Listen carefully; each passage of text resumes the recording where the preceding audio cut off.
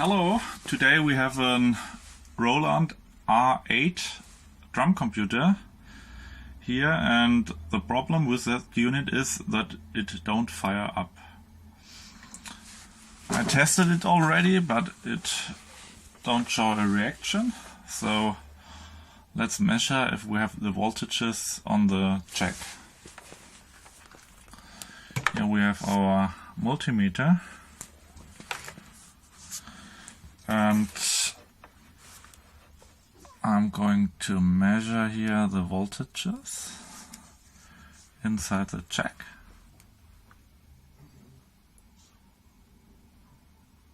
Now we have a voltage, and we have another voltage too. Yes, that's right. Seems to be that the power adapter is correctly working, so we have to crack open the unit and have a look inside. So the unit is open now, and we can see different things inside. Here we have the main board with all the ICs and processors, backup battery. You have to change this battery all 10 years or so. And there is the part we are interested in. That's the power supply part. Then we have a voltage regulator, some transistors, some diodes, one IC and a few caps. And now we have to measure if there all voltages are available or if something's missing. Let's have a look. I'm going to show you the best angle. So let's put in the power jack again. Yeah, and we put on the power switch. We measure DC voltage here with this little multimeter. Let me see. So you should see. I'm gonna start at the 5-volt voltage regulator here and have a look if we have our voltages there, or if there's something missing. In the middle there's ground. We have 12 volt at the input and only 1.4 volts at the output. And there seems to be something wrong. The question is the voltage regulator faulty, or is it something, a short behind that voltage regulator that pulls the voltage down? I try to test that without removing the whole board, and I think I take my tool and cut off the output pin and measure then again to see if our 5 volts are there. If they're there, the voltage regulator is fine, and we have a short behind that voltage regulator, and if not, the voltage regulator seems to be faulty. So let's try that.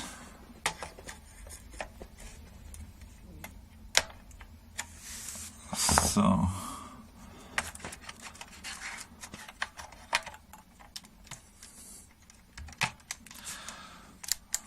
connect the unit again and let's have a look.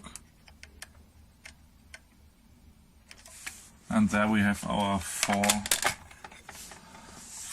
volt seems to be we have a short at the end of this power regulator. This regulator is working. Okay, we have to look a little bit further.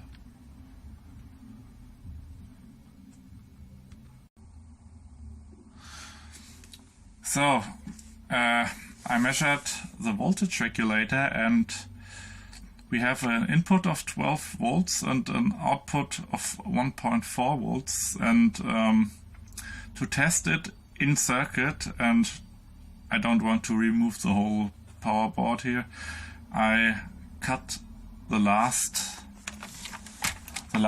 output pin and measured again, and it seems so that the voltage regulator is okay, because with a cut trace I have around 4.8 volts, what should be fine.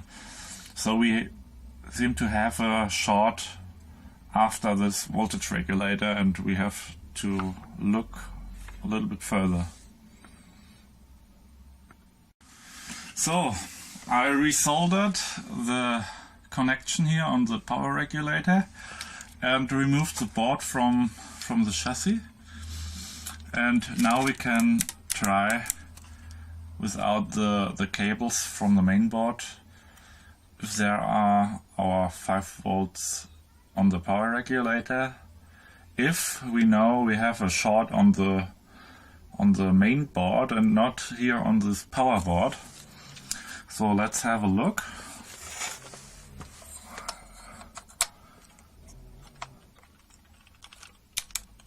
Let's turn it on. Hope you can see. Hope you can see it, and let's check. So we have our 12 volt input, and now we have our 4.8 volts output. So that's the problem. We know we have a short on the big board and not on this little board. We have to try and to search for the short. So I tried to locate the short, and therefore I connected these connectors back again, and when I connected one, I measured the voltage on the regulator, and I wanted to see which line has to have the short. But now I connected all the 3 lines, and we have our 5 volt back, and the unit is powered on. So let's have a look if there is maybe a cold solder joint or something like that, because I don't know what it could be. It seems to be fine now, and that's the only thing I can imagine at the moment.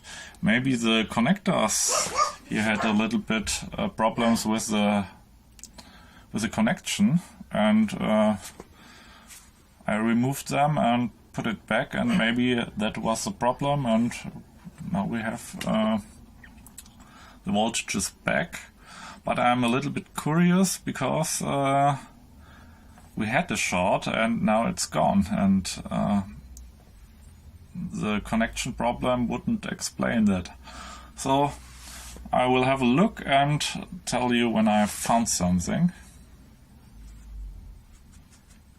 So I removed the board completely, and it seems to be fine.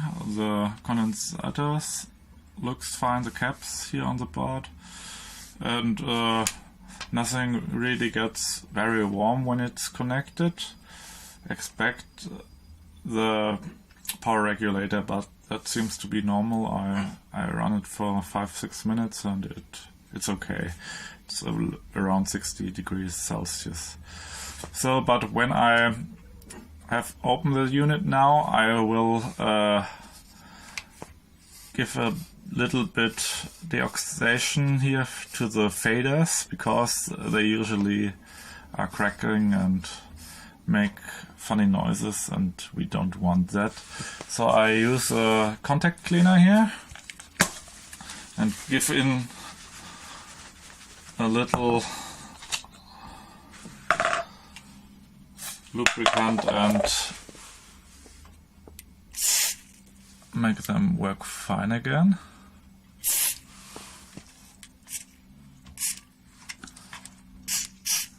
And that should be enough, and we wiggle them around a little bit to clean the contacts in it. And I think I will reassemble the unit and try it later and have a look if it's working fine or not, and then we can decide if it's okay or not. So I am back when I reassembled the unit, because there's a lot of screws and it's not very interesting, this whole assembling part. But as I mentioned, this is the backup battery, and often these devices show a change backup battery, and that's something you can do on your own. It's not very complicated. You have to remove a few screws on the cover, and you can take out the whole unit and replace the battery. It's a normal CR2032. You can get them almost everywhere, and that's a thing. It's time consuming for maybe 10 minutes or something like that. So I'm back and we have a look if it's working then. Okay. So I reassembled the unit, at least the half of it, and now I tried to start it again, and it seems to be, oh no, it's working. It was the contrast. I trimmed the pot here and it's for the contrast, but it looks fine. Okay. So I keep on going and reassemble the rest of it, and hopefully it will still work. There's something I found inside the cabinet. These little washers was inside there, and they are made from metal. I could imagine that these little washers was inside there and make a shortcut on the board, and maybe that's why we hadn't our 5 volts at the regulator. At least it's a possibility, and I hope that was a fault, but I don't know how they get in there or who put them in there, but okay. So unit is back together and let's try.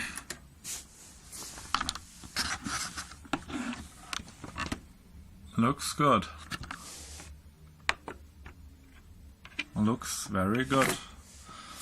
I think we can call that a good repair, but it wasn't really a fault, but it's working now, and that's the main thing, I think, and hopefully it will work for the next years.